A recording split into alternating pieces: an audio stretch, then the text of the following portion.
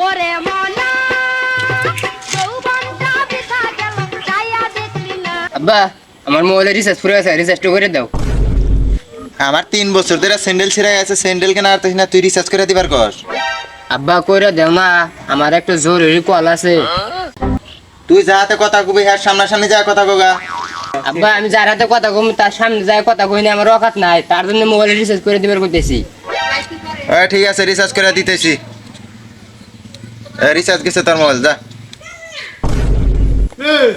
ও বাবা আইছে রিচার্জ, আমি গেলাম। কেদা আমার ফোন করে কে? হ্যালো হ্যালো বাবা, আমাকে বিয়ে করাবে না নাই?